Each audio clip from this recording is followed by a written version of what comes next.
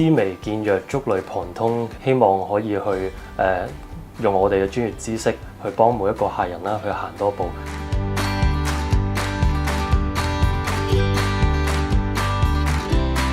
史密夫事務所秉承咗知微見弱、觸類旁通嘅精神啦，去辦理我哋每一位客人嘅離婚案件啦。我哋常見嘅離婚案啦，亦都係包括有好多嘅贍養費啦、撫養權啦，同埋一啲常見嘅中港離婚案件。咁其實喺香港咧，我哋處理每個月都有8多宗嘅離婚案件左右啦。咁其實我哋近來啦都留意咗好多嘅離婚客戶啦，都唔希望即係一筆過去處理佢哋嘅離婚嘅費用。咁其實就係因為呢個原因啦，咁我哋都辦理咗一個可以做到一個3個月免息分期嘅離婚手續嘅方案啦。實行咗之後咧，我哋差唔多有一半嘅客戶啦，都係即係選擇希望可以話係3個月去免息分期去做呢個離婚嘅手續咯。咁其實咧喺近呢2年之間啦，咁其實離婚嘅需求咧係比過往嘅日子咧更加多嘅。咁我哋事務所啦，差唔多由以前可能係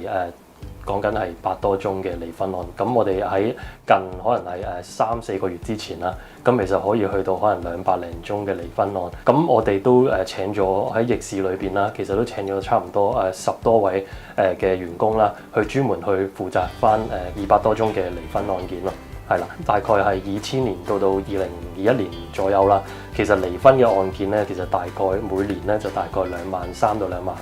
左右嘅。尤其喺年頭嘅時候咧，咁離婚嘅案件咧就即係急升。咁我哋差唔多每個禮拜啦，都接到差唔多係200-300個電話去，即係去問下離婚嘅案件啊、離婚嘅手續等等，應該到底係點樣做？咁其實啦，香港嘅生活節奏好快啦。咁其實辦理離婚個案嘅過程咧，其實亦都係會花好多嘅時間，因為亦都個過程裏邊咧有好多瑣碎嘅事情。其實我哋都會安排專員啦去負責每一個嘅離婚嘅 case 啦。咁其實只要客戶啦一個 WhatsApp，咁其實我哋就24小時內，我哋已經係可以去解答到你嘅離婚案件嘅問題。有一個爸爸啦，其實佢已經完成咗一個離婚手續嘅命令㗎啦。咁佢離婚手續嘅命令當時咧簽咗係會願意去即係支付翻100萬嘅子女嘅贍養費俾對方啦。咁但係好不幸啦，咁因為呢2年嘅